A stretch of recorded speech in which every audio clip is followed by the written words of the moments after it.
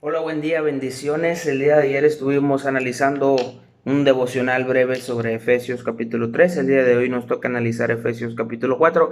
Así que te invito a que si no has leído el capítulo de Efesios 4, pongas pausa en el video, lo leas y una vez que termines de leer este capítulo, regreses y le des play. Muy bien, comenzamos. Primero vamos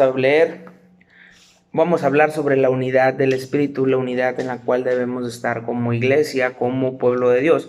Vamos a analizar versículo 1, dice: yo pues, preso en el Señor, os ruego que andéis como es digno de la vocación con que fuisteis llamado. Primero que nada, dice aquí: os ruego que andéis como es digno, dice Pablo. Cuando menciona el andéis, está haciendo referencia a que debe de ser una conducta diaria, es decir, una manera en la que vivimos, no que hoy estemos así, mañana ya no, una semana sí, una semana no, sino que sea continuo, que siempre andemos viviendo de esta forma. ¿Cómo? ¿De qué forma? Como es digno. ¿Y cómo es digno? Como dice, cuando dice que debemos de andar con una conducta diaria, como es digno, está haciendo referencia a que debemos de andar conforme a la posición que nosotros tenemos en Cristo. ¿Y cómo es esto? ¿Cuál es la posición que nosotros tenemos en Cristo? ¿Cómo debemos de actuar nosotros cuando ya estamos en Cristo? Y lo deja ver en el versículo 2. Dice en el versículo 2: con toda qué humildad y mansedumbre, soportaos con paciencia los unos a los otros en amor. Qué interesante, porque dice con toda humildad, es decir, ¿quiénes somos nosotros? Si ya estuvimos viendo el día de ayer que nosotros no somos nada más que unos presos en el Señor, más que unos esclavos en el Señor, y que nosotros no tenemos absolutamente nada, solamente somos administradores de lo que el Señor nos da. Entonces, que no se nos suba a la cabeza absolutamente nada. Tenemos que estar con una actitud humilde.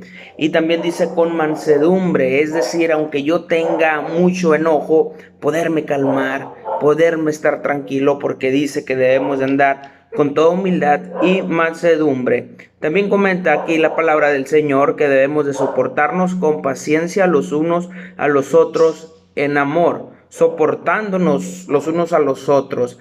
¿Qué mejor ejemplo de poner una silla? Una silla, en este momento yo estoy sentado en una silla. Esta silla a mí me está soportando, es decir, está cargando todo el peso que yo tengo, que vaya, que es mucho, está encima de la silla, y la silla en este momento me está soportando. Es decir, tenemos que cargar con el peso de los otros en nosotros mismos. Así que esto es el soportarnos, y dice aquí: soportaos con paciencia los unos a los otros. Y dice el versículo 3: solícitos en guardar la unidad del espíritu en el vínculo de la paz. Entonces, ¿cuál es la forma de andar como es digno? Entonces es andar con humildad, es andar con mansedumbre, es soportarnos los unos a los otros, es estar solícitos en guardar la unidad, en estar siempre buscando esa unidad.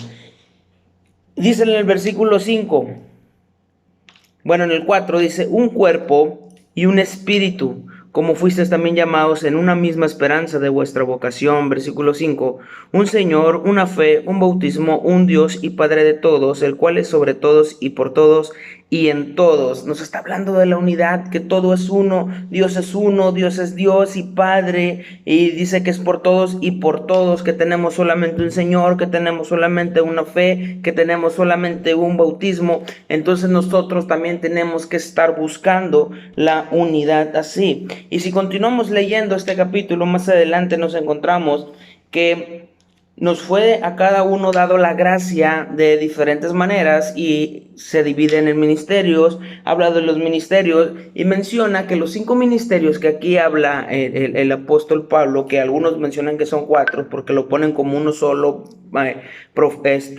pastores y maestros lo ponen como uno solo, y otros por ahí que teologizan dicen que son 5 y otros 4, pero bueno, eso pasa a segundo término, ¿verdad?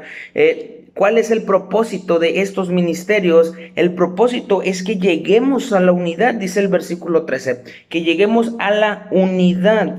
Pero ¿qué necesitamos nosotros para poder llegar a la unidad? Si continuamos leyendo más adelante este capítulo, a partir del versículo 17 y hasta el 32, nos dice que necesitamos una vida nueva. Incluso si tú lees en tu Biblia, se le pone como título ahí arriba, la nueva vida en Cristo.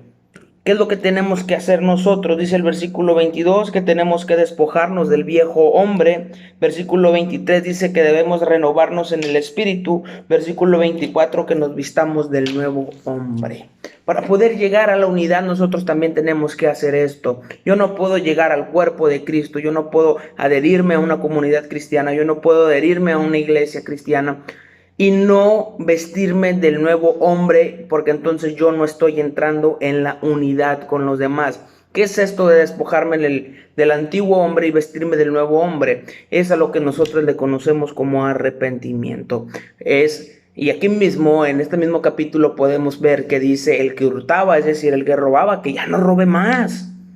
Esto es de lo que estamos hablando, esto es la metanoia, esto es el cambio de mentalidad, esto es vertirse del nuevo hombre. Si mientes, pues ya no mientas, si robabas, pues ya no robes.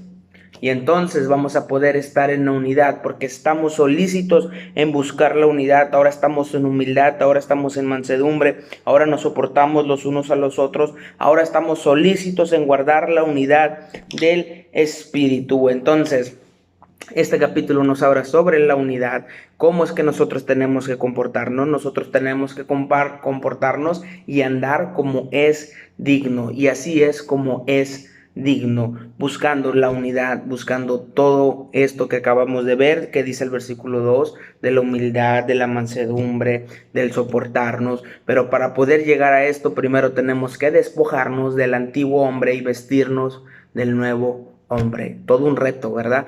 Pero es posible porque, como veíamos en días anteriores, todo es por gracia. El Señor lo hace. Que tengas un excelente día. Que Dios te bendiga. Nos vemos mañana con el capítulo 5 de Efesios. Bendiciones.